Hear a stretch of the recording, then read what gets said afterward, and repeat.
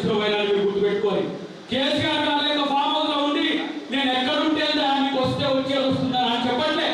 ఒక యువకుడు మీ అందరి ఆశీర్వాదం వల్ల ఇలా ముఖ్యమంత్రి అయ్యి తన మంత్రివర్గంతో నిరంతరం కృషి చేస్తున్న కృషి రేవంత్ రెడ్డి గారు అద్భుతాలు జరగబోతున్నాయి. రేపు ఈ 33 జిల్లాల్లో ఇచ్చిన ఇంటర్నేషనల్ స్కూల్సే కాదు, దాదాపు 300 పైసలకు ఇంటర్నేషనల్ స్కూల్స్ ఇవాళ మన తెలంగాణ రాష్ట్రంలో రాబోతున్నారు.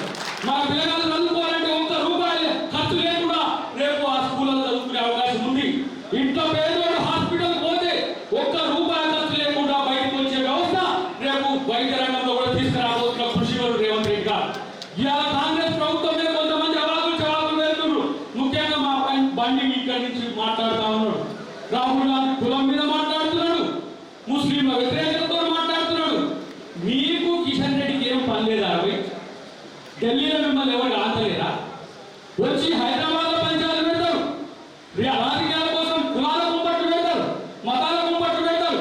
ఇలా నేను అంటున్నా, ఇన్ని రోజులు ఇన్ని అవినీతి కార్యక్రమాలు చేస్తున్న కేసీఆర్ మీద ఒక్క కేసు మీరు పెట్టలేదంటేనే మీరు బీఆర్ఎస్ తొత్తులుగా మారిన చెప్పడానికి దగ్గర అవకాశం లేదు. చలో విద్యావేత్త ఆల్ఫోర్స్ నరేందర్ రెడ్డి గారు మీ ముందుకు వచ్చిండు. మేము తన వెంట ఉంటాం. అమ్మ సురేఖమ్మ నుంచి మొదలు పెడితే మా హనుమంతుడి నుంచి మొదలు పెడితే వేదిక మీద ఉన్న మేమందరం కూడా నరేంద్ర అన్న వెంట ఉంటాం.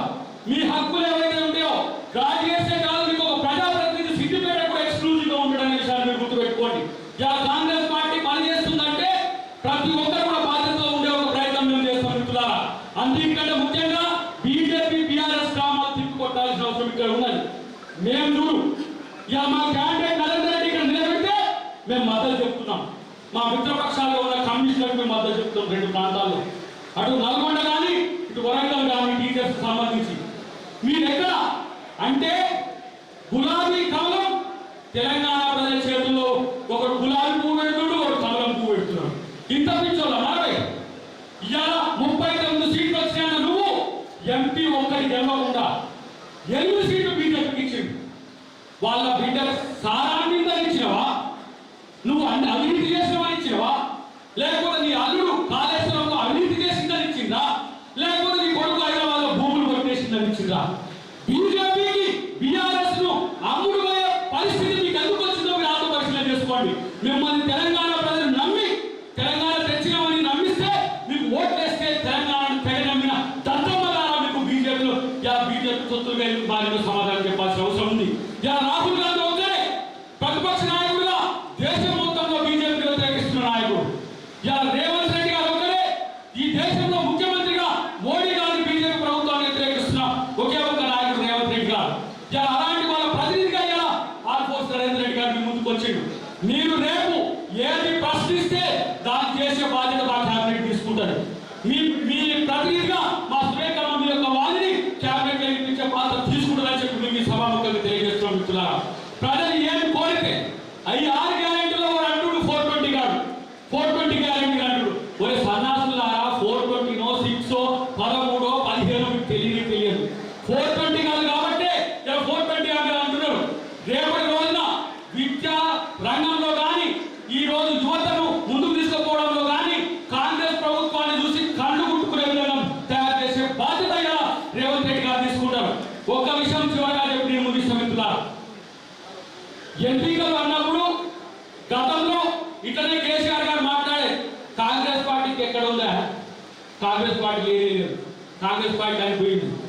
ఇవాళ కాంగ్రెస్ పార్టీ మీ యొక్క ఆశీర్వాదం వల్ల తెలంగాణలో అధికారంలో రావడమే కాదు, 100 సీట్లతో దేశంలో ప్రతిపక్ష నేతగా రాహుల్ గాంధీ గారు వచ్చిండు.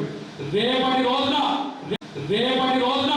2029లో కేంద్రంలో కాంగ్రెస్ ప్రభుత్వం, రాహుల్ గాంధీ ప్రధానమంత్రి అనే విషయాన్ని అందరూ గుర్తుపెట్టుకోవాలి. ఈ మొండి మోడీ ఇలా ఏం చేసిండు? సంవత్సరానికి 15 లక్షల ఉద్యోగాలు ఇవ్వాల్సిన పరిస్థితి ఉండే. సంవత్సరానికి 145 కోట్ల మంది విక్రమా, 145 కోట్ల మందిలో దాదాపు 35 కోట్ల మంది ఎలిజిబుల్ బ్యాచులర్ డిగ్రీలు అయిపోయిన యువత ఉన్నారు. ఇక ఆయన ఏమన్నా అంటే పట్టుకుంటాడు కాబట్టి ఆషాఢ పట్టుకొని తిరుగుతూ ఉంటాడు మోడీ. ఆయన ప్రతినిధులుగా ఇక్కడ వీళ్ళందరూ తిరుగుతూ ఉన్నారు. కానీ ఎన్నికలంటే ప్రజలు ఓట్లు వేసేదానికి కాంగ్రెస్ పార్టీ గౌరవం ఇస్తుంది, ప్రజలకు గౌరవం ఇస్తుంది. మీరు అడిగే ప్రతి దానికి సమాధానం కాదు,